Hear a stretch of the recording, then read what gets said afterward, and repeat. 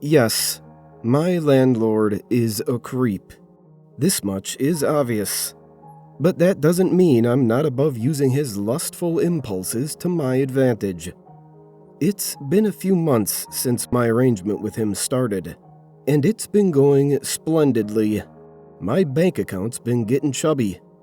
But everything went downhill. Before I get ahead of myself, I should explain how our little agreement came about. I live in an apartment complex with dozens of other residents. The complex's landlord lives just a few doors down from my apartment, so you can imagine how often I walk by every day. Any time I walked by his apartment windows, Jared, the landlord, would always walk up to the glass and eye me up and down, head to toe. But his eyes always seemed to linger when he got to my shoes. Frankly, it was creepy as hell, and I was growing sick of it. I was honestly ready to move out.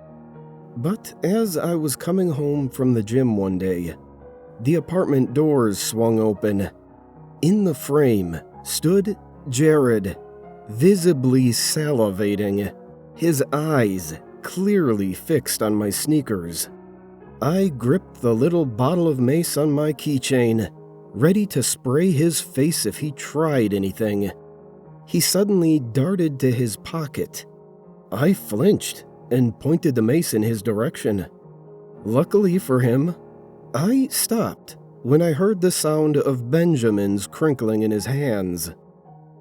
Whoa, whoa, whoa, he announced, showing me the money in his hand while his other palm faced me.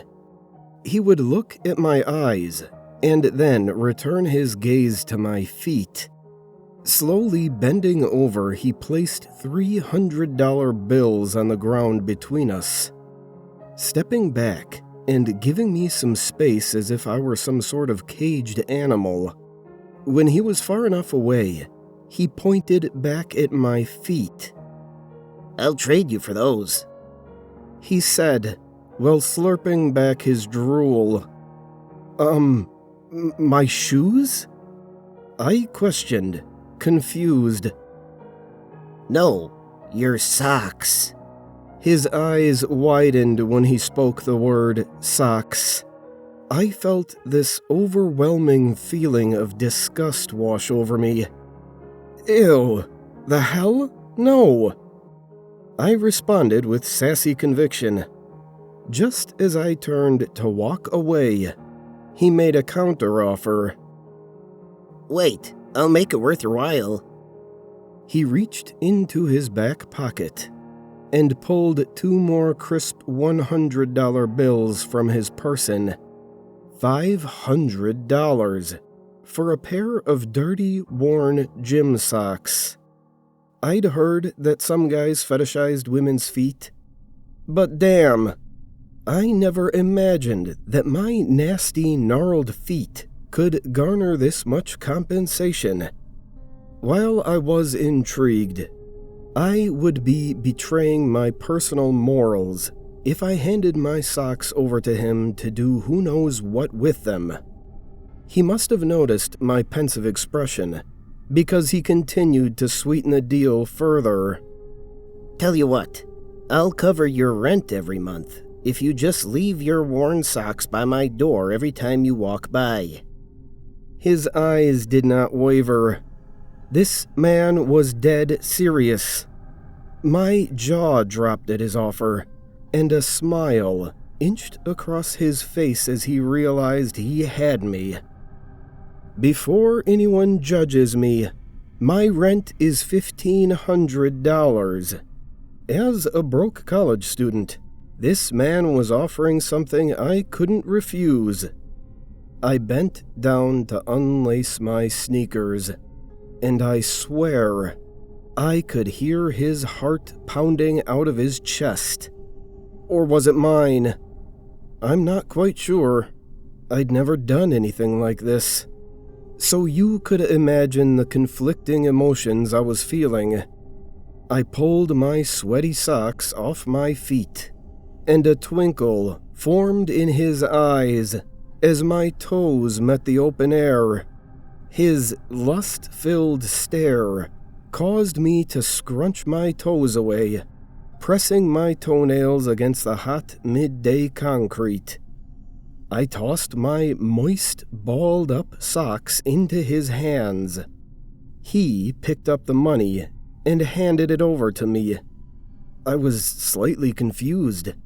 He said he'd cover my rent, but was also handing me the $500. My face must have screamed confusion, because he clarified. Think of this as a tip. I was shocked. When I didn't take the money, he laid it back on the ground and slowly stepped back into the apartment door, shutting it closed. I hesitantly picked the cash off the ground. I was a few $100s richer and free of the burden of my rent payment. This, however, did not free me from the mild guilt I felt.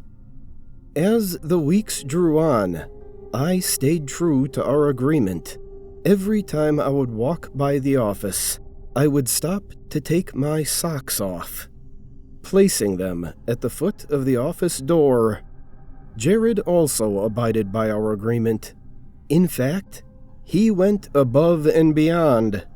Any time I would lay sweaty gym socks at his door, I would end up finding an envelope wedged into the crack of my door, usually with some creepy message saying something like, "Keep them coming."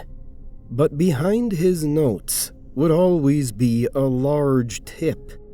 I don't care who you are. If someone is throwing money at you for something so idiotic, you're going to do it. One day, I decided to wear a pair of flip-flops on a quick run to the grocery store. The first time since our agreement started that I did not wear socks. When I returned from my little escapade, I had nothing to lay at the door. I didn't think it would matter much. I'd already given Jared a few dozen pairs of socks. But I was wrong. When I didn't stop at Jared's door, he rushed out in what I thought was fury.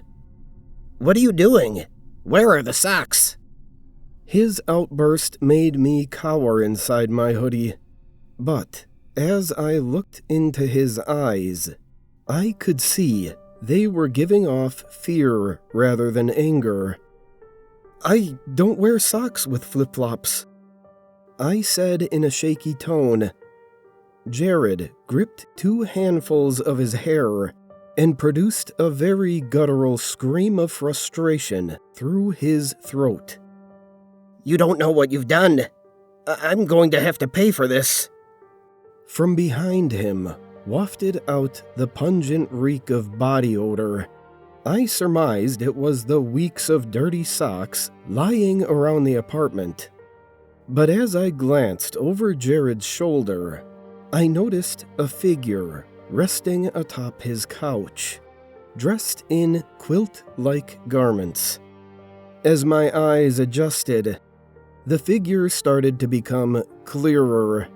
It was not an actual person, but a life-sized doll, stitched from the mini socks I'd given him over the weeks.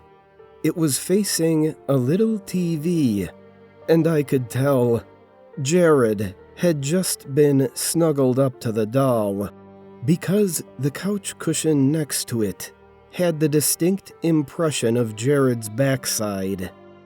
My ears began to ring at the creepy sight.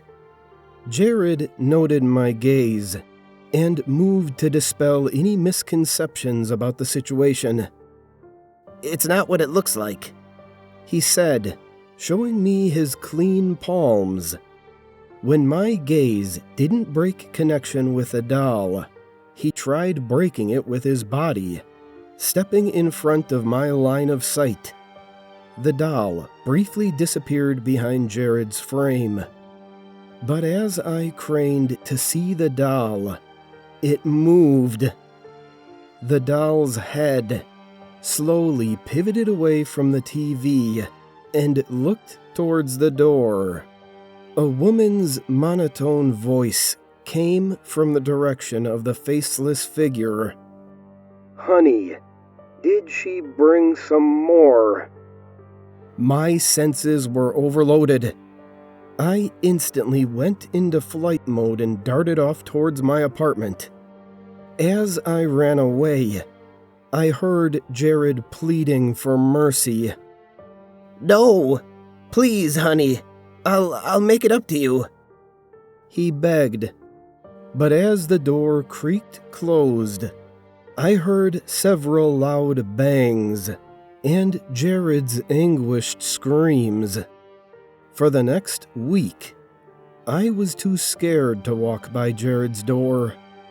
I opted to take the long way around to the parking lot whenever I needed to go somewhere. But as much as I tried avoiding Jared, I had this strange feeling that he was watching me.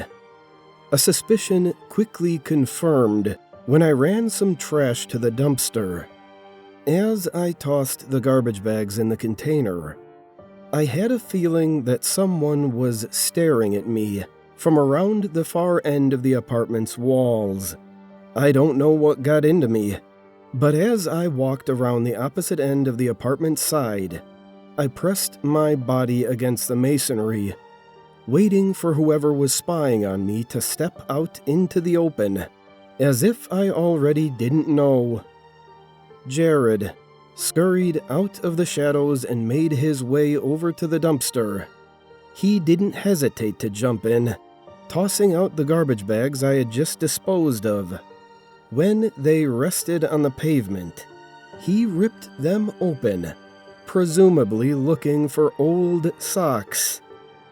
I, however, knew he wouldn't find any. He already had all of my old worn-out socks. I won't be tossing out any old pairs for some time. But as Jared pulled out the contents of my bathroom's disposables, I saw his eyes gleam with excitement. He had found my toenail clippings. My skin crawled when he pressed them against his face, caressing them as if they were a godsend. I couldn't hold back my gasp, and he cocked his head in my direction. When his face met mine, I saw his left eye was swollen and bruised. Now I knew what punishment had befallen him when I had no socks to give him a week prior. His eyes widened with surprise, and I made a run for it. "Wait! Stop! You don't understand. If I don't get her your socks, she's going to kill us both." I paid no mind to his begging. When I reached my apartment, I slammed the door shut. Jared grunted in frustration from outside my window when he finally caught up. Through the muffled tone of the door, his voice slithered into my place.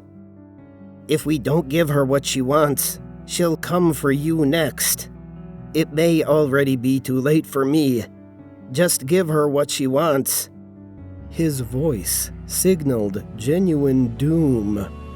He started walking away, his steps echoing in my head. I've been cowering in my apartment since yesterday. I've packed a bag and was ready to make my escape early this morning. But when I opened the door and looked down the corridor towards Jared's door, a familiar quilted stare met my face. I barricaded myself in my apartment. I'm pretty sure Jared is dead, and if I don't give this thing what it wants, I think I'm next.